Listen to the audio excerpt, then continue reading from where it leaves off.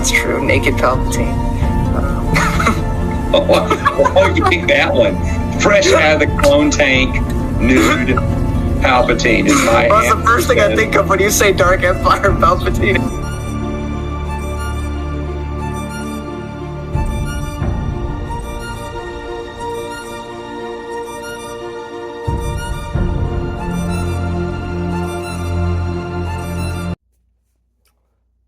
Hello everybody, I need a weapon, and welcome back to the Halo Expanded Universe. Today, I have for you Halo The Thursday War, the second book in the Kilo 5 trilogy by Karen Traviss. So, do you want less Halsey hate? You get that here. Do you want more connections to Halo 4? You get that here. Some of the highlights would be everything with Joel Mandama. Joel Mandama's faction of the Covenant, it's a different thing, is the Covenant antagonists of Halo 4. So you could still have familiar enemies. And then Halo 5, we see him die. So, it's interesting to get more with Joel. I also didn't mention BB in the last book, Glasslands, but BB has some great moments as well in this book. Saren Osman she's been okay in these past two books. There's been nothing special. Naomi has a lot of stuff going on with her, but I don't find her particularly amazing or anything. We, know that her father is an insurrectionist. And that she was a Spartan too, but we don't know too much about her. I think her personality's fine, and everything there is fine. But, there was a big explosion at the end of Glasslands. So Philip is stuck on St. Helios. Lord Hood talks to the Arbiter to get permission to go down to St. Helios to try to retrieve Philip. Meanwhile, Philip's seeing some Forerunner stuff, and Joel Mandama is still kidnapped and being used by the UNSC. And Joel Mandama's wife is also doing stuff over on St. Helios. So it's kind of like the gist. Halsey is in like a chapter of this, if even. And she's mostly just working for Oni. I mean, she doesn't really have a choice, but she is. And crying because she learned that Miranda Keyes died in the last book, and that's her daughter. So she's just a mess over that.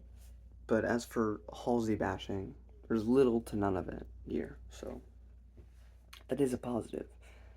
And while the last book was more of a sequel to Ghost of Onyx, this one is definitely more of a what you read before Halo 4, as it certainly sets up more of a scene. So, but I think you should read Glasslands and this one, but this is more of like set up for Halo 4. So, that being said, not too much actually happens. The Civil War continues to rage on St. Helios. We're learning more about the Shield worlds, because those are things that the Didact was focused on. And we, of course, learned about that in the Forerunner trilogy by Great Bear, and we're learning about it here in the present tense, or I should say that characters are learning it in the present tense. Like the word even, Didact, they learn here. They don't know what it means, they know what it does, but they learn it. So there's stuff like that, and connections to, why is there the Covenant again? We made peace with them at the end of Halo 3. Why are there Covenant in Halo 4? Well, it's Joel Mandama's faction. Joel hates humans, and he learns in this story that the Didact hated humans. He doesn't need the context, doesn't know why, but if they can find him, if he's still alive, why not worship or follow something that has an equal desire to harm humans as you do. So, kind of helps explain some things at the beginning of Halo 4. Now, people's complaint, a lot of times that I hear, is that you shouldn't have to read a book to understand a game. And while that point is valid in one sense, if you're going to make an expanded media tie-in series of books for fans, why not have it connecting to the main plot? I think it's the biggest issue with most tie-in media. Like, just look at, I mean, I don't read it, but I've heard, outside of High Republic for like Disney, Star Wars, what really happens? You get like maybe some backstory on a character, some additional plot threads, but by and large, if you want to see what happens to this character from this movie or this show, you have to watch the show. You're not going to get a huge character or plot thread in a book because you got to save it for the show. And you see how that hinders the creativity of a novel if you were not allowed to do certain things? Now, of course, if you're constrained within a time frame, that's different, but if you can never do anything important, ultimately, then in the end, you're only ever going to make supplemental material, not something that feels necessary. But by making it that by reading this trilogy, you understand why there's a whole another Covenant faction in Halo 4 that gives cadence to actually reading it. We'll get into something later with Halo New Blood, which deals with something much heavier, character death, which really upset people because they were like, that should have been in a video game. But at the same time, why am I going to buy a bunch of books if they ultimately don't matter? By doing what they did in New Blood, it matters. So, I'm personally, as a Star Wars Expanded Universe fan, a fan of that. But yeah, for here, it just gives a lot of context for Halo 4. So, that's pretty much it for non-spoiler. Not plot-wise, not too much actually happens. Jewel Mandama escapes. The Halo 5 team get out. I'll say some certain things for spoilers, I won't say. But it just further progresses motivations and places that people are at.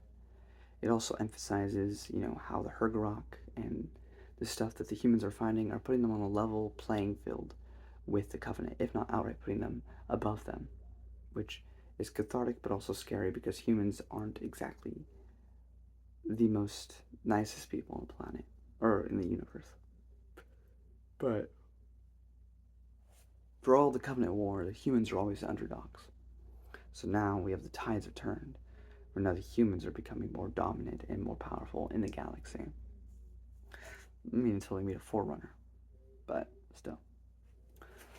I'm getting to spoilers. If you don't want that, skedaddle. All my favorite characters are in these series so far been Jewel Mandama and Philip. So, we have Parangoski, talking about how she's agnostic, but it's just interesting to have somebody consider these things for somebody so smart. However, for somebody so smart, they don't really think about certain things. Like, Parangoski talks about she would like to believe, but this and that. And this is not, a philosophical textbook, but you think somebody as smart as her would be like, well, free will exists. Therefore, you could have bad things happen, or have bad people make bad decisions and still allow for goodness, Because in order to love, you have to have freedom. Because you don't love someone if you're like, if your mom says, go love this boy, or go love this girl, go get married to them. Love is not just, you don't just, you're not forced into it. You must give it freely. So, in the same sense, if you want, kindness and goodness and love in the world, you must also have the capacity to do the opposite of that. So, but that's a whole philosophical thing. But it is something that is weird that you think Halsey and Parangoski would have thought of, but they didn't.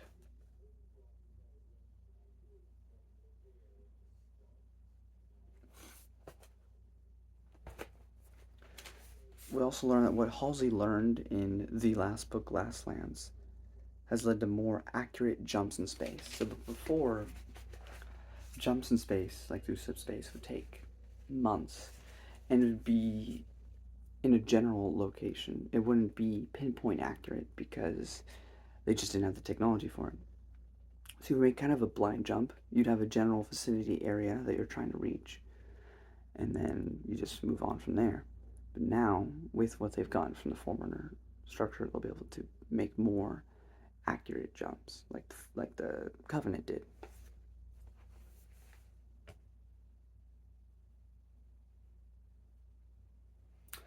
I also like, this is also a bit of a, because I think this one came out after Halo 4. This one is a bit of a jab at Halo 4. Parangosky says that Del Rio, that's the guy that yells at Master Chief in Halo 4, was a concession, because Parangosky got a lot of what she wanted, but she had to make some compromises with other parts of the government as to who would be in charge of this big, expensive, powerful ship, and they chose Del Rio. But like, that wasn't Parangosky's decision. So for somebody so unreasonable in Halo 4, blame other people. We also have a moment where Jewel Mondama, because he's genuinely xenophobic. He is not. He might also be racist or speciesist, but he's also xenophobic. Like, he fears humanity. He compares humanity to the flood. It may not be as quick, they spread slower, but they can cause equally as much destruction.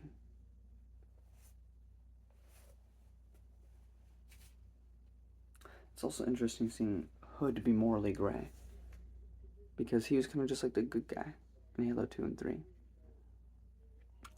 But here we see that Parangosky does some things, and Hood's fully aware of it.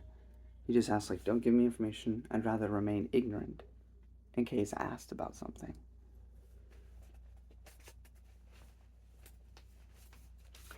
It's interesting, so not only can they clone children, but they can clone food.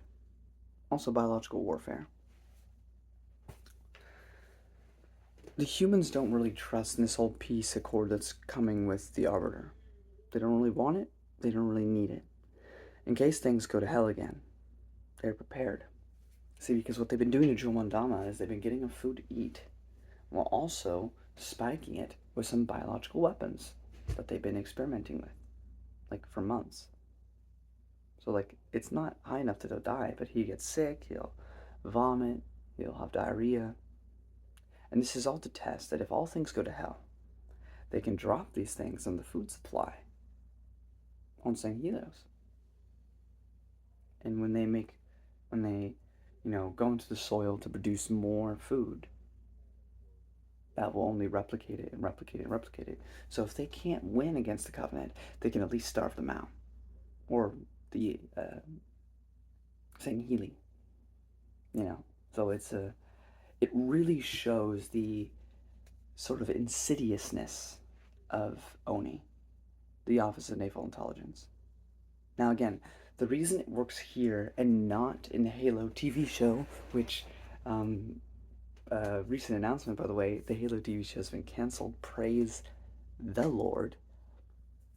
But the reason that it works in Halo to now do this thing, where retroactively, and they already had hints of it before, but that the UNSC is not as morally correct as you may have thought.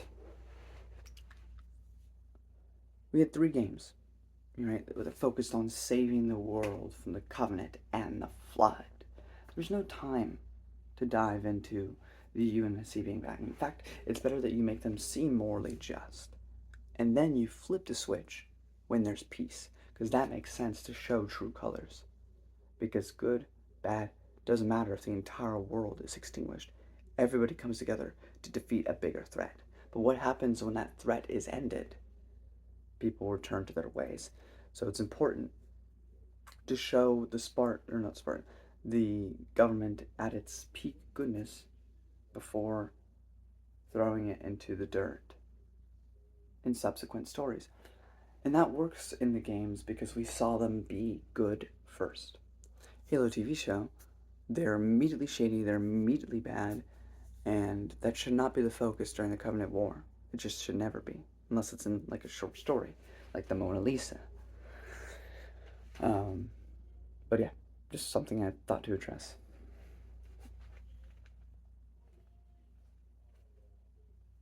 Philip and BB have a lot of great little moments as well, discussions and whatnot.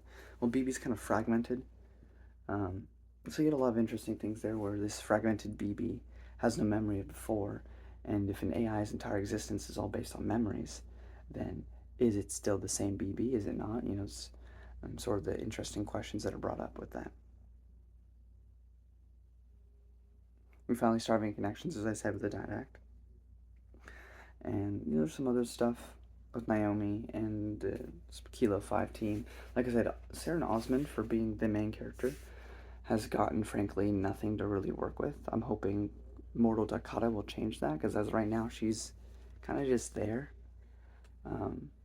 But we learned about these portals on this place that Jewel Mandama's on. And he's able to escape through a portal, and ends up at this place with a bunch of Sangheili that weren't fighting the war.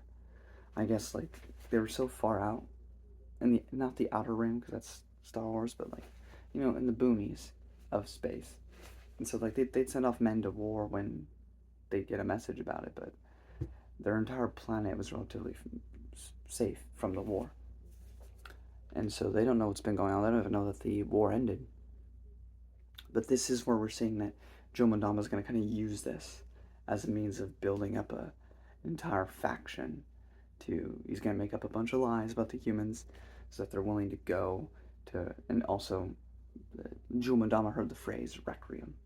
So he's trying to find Requiem so he can find this Didact, if he so happens to be alive, and have him go up against the humans, because he knows that he hates the humans as much as he does, so it works out for him. But they won't be able to open anything until a certain green man opens the door in Halo 4. But that's kind of where that ends. He also finds out that his wife is dead, which further motivates him to do the things that he's going to do. But yeah, this also gives a subtle explanation as to why we never really see the Hergrok in any of the video games anymore. Because the Hergrok, there was a bomb caller, basically, on Jewel Mandama, because he was a prisoner. But the Hergrok's main goal is to protect the Forerunner stuff. So couldn't stop Jewel from escaping without blowing up the structure. And the structure is more important to the Hergrok, which proves to the humans that when push comes to shove, that their biggest loyalty will always be to the Forerunners, not to them. So they're never going to put them in the front lines. They're never going to have them be on super big projects. So they leave them kind of shelved in the corner to do, you know, they're still working on stuff, but they're going to be in the background. So that's why we never really see the Hergrok moving forward, but they're around. And yeah, overall, did I enjoy this as much as Glasslands? Maybe not. At the same time, there was less Halsey bashing, which was really nice. But it was a pretty decent story. It really makes me appreciate Jewel Mandama as a character, because he's just kind of some dude that dies in Halo 5. And we see his faction in Halo 4. But I enjoyed him here. And he's probably my favorite aspect, next to Phillips, the architect? Not architect. The linguist for the Sangheili. I think he's one of the best additions that Karen Traviss has added. But hopefully in the next book we can actually get some more character stuff for Sarah Osmond, because she's kind of just been there, and I'd appreciate more on her. But that's basically it. Thank you all so much for watching. If you enjoyed this video, give it a thumbs up, sharing episode 10, and I'll see you next time with Halo Mortal Dakota by Karen Traviss. Let's finish the fight. Bye-bye.